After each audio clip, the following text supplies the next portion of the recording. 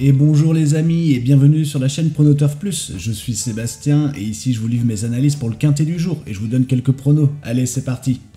On se retrouve pour le quintet du mardi 21 octobre à Clairefontaine. C'est un plat sur 2400 mètres, corde à droite, le terrain est bon, le ciel très nuageux et 14 degrés annoncés. C'est un handicap 3 ans ouvert avec des participants homogènes. Aujourd'hui je vous partage mes sélections, allez on attaque.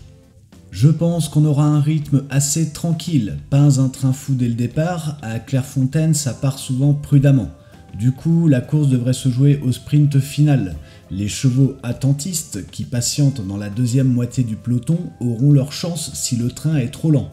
Il faudra bien virer au dernier tournant pour être dans le coup. Petit point accessoire, la pouliche Britannia, le numéro 2, portera des œillères australiennes, ce qui peut l'aider dans le final. Même chose pour Flashman le 7 et Mistress le 11, qui courent avec des œillères et seront plus concentrés. Aucun autre changement de ferrure ou de réglage notable à signaler. Ma sélection analytique. En première position, le numéro 2, Britannia. C'est ma favorite. Elle n'a connu que des podiums depuis ses débuts.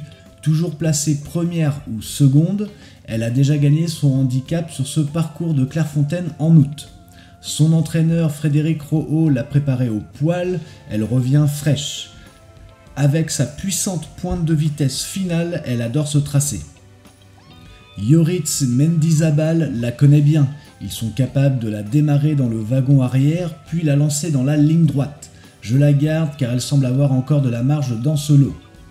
En deuxième position, le numéro 13, Wimagati. Elle monte en puissance. Passée par le réclameur, cette pouliche de Jean Audreux a enchaîné 2 succès dans les handicaps en fin de saison dernière. Puis a bien couru dans un quintet à Clairefontaine en août. Elle est arrivée 2e. Remise en ordre depuis, elle arrive fraîche. Alexis Crestus est en grande forme et la pouliche a déjà montré qu'elle était revancharde. Dans ce lot, malgré son surpoids, elle peut refaire surface, surtout sur 2400 mètres où ses fins de course rapides seront un atout. En 3e position, le numéro 6, Princesse d'Amour. C'est un caractère confirmé dans cette catégorie. Elle court sur sa distance, elle s'est bombée en dernière ligne droite. Jean-Philippe Dubois l'a fait courir 2 fois en un mois. Elle a fini 2e sur 2400 mètres à Longchamp, puis 5e dernièrement. Céline Lecoeuvre la monte encore, elle connaît bien ce cheval qui n'est pas peureux et aime galoper de bout en bout. On la connaît régulier, elle encaisse bien la lourde charge, elle aura 59 kg et elle devrait tenir sa partie en puissance finale. Je la retiens comme base de confiance.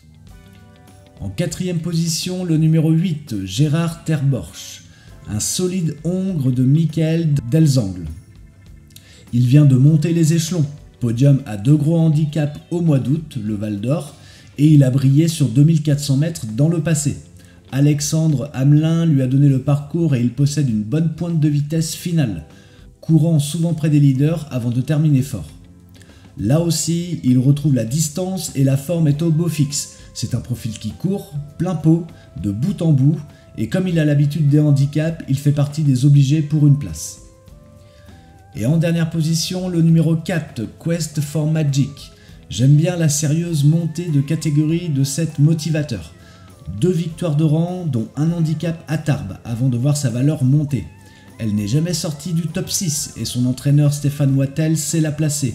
Elle revient sur plus court, elle courait jusqu'à 3000 mètres, mais ça ne la gênera pas, elle a du gaz. Tony Bachelot la connaît bien et doit la gérer en avant-dernière position pour la lancer en tête dans la ligne droite.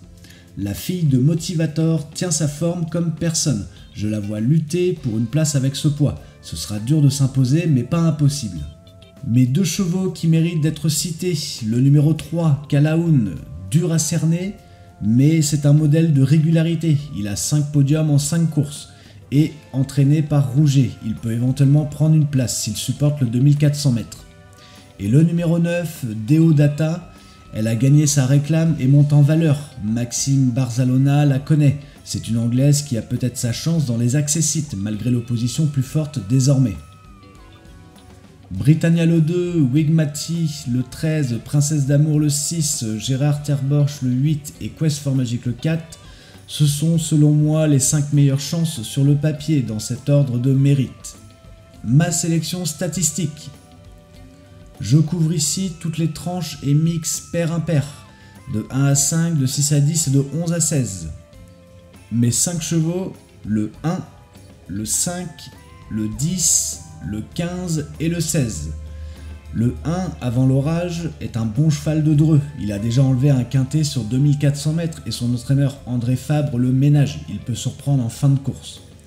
Le 5, Zen, cette pouliche de Tim Donworth a une victoire à son actif récemment et pourrait profiter de l'absence de Grocador devant.